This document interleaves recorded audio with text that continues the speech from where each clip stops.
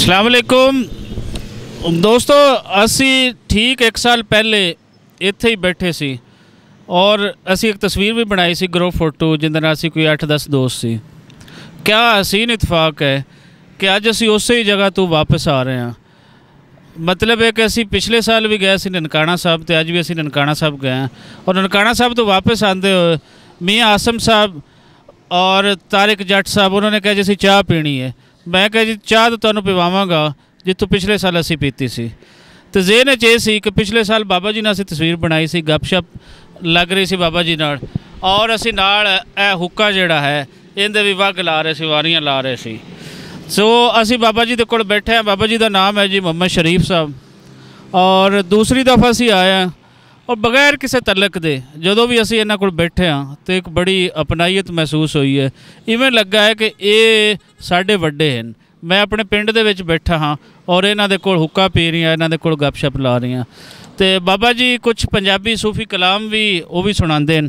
तो असी बाबा जी मोहम्मद शरीफ साहब नूं कहांगे कोई 2-4 मिसरे कोई 2-4 शेर वो तुहाडे नाल सांझे करदे हैं। बाकी तुसीं ये माहौल देखो, हुक्के देखो और इत्थों दा तुसीं इंजॉय करो।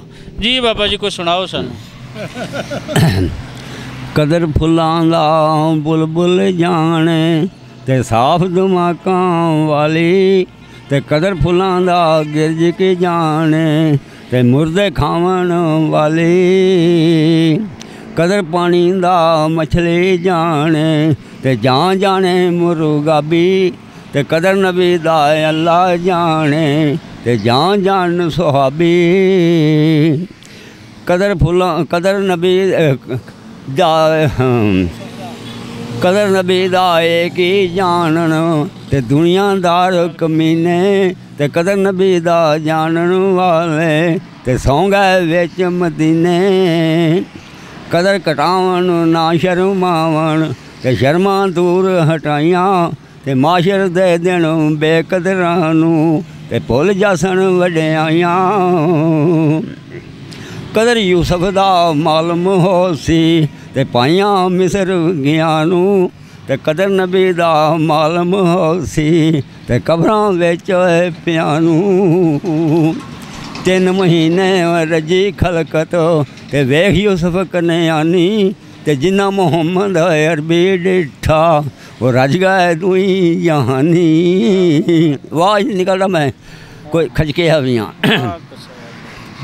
सारी उम्र लिखां खत्म होनियां नहीं ते सिफतां सोने मोहम्मद दी शान दियां वदोहा मुखड़ा ते बलैल जुल्फां दसन सूरतां खास कुरान दियां पत्थर मारेगा जोर दवा देंदे ते ये सन आदतां अरबी मेहरबान दियां सारे रल के मोहम्मद दा पढ़ो कलमा ते रखो तांगा मदीने नूं जान दियां।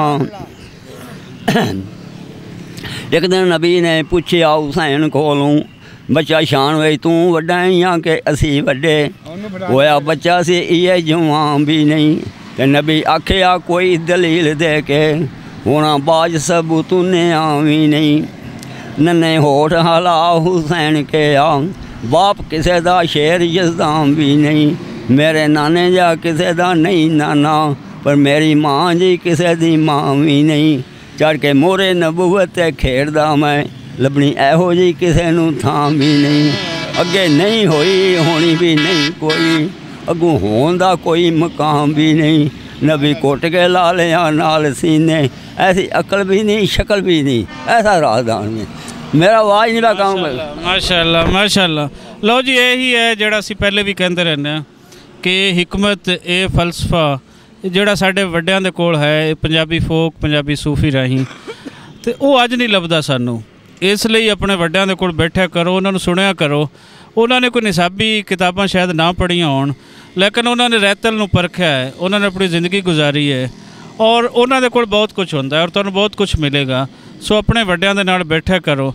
सानूं तो मौका मिलिया है, असीं बैठे हाँ तो तुहाडे अगे भी यही कहने हैं कि इन्हां दे नाल बैठा करो। तुसीं कोई जी बाबा जी साडे नाल एक होर चाचा जी बाबा जी वो भी हैं तो असीं उन्हां नूं कहांगे कि तुहाडे नाल कोई गलबात सांझी करन। कोई गलबात करो जी। इन्हें कोई नहीं करनी। बस ठीक है जी, नहीं कर। चलो जी एक दस दवा जी। हाँ हाँ मैं पुट्ठी नहीं गल करता है। जी जी करो।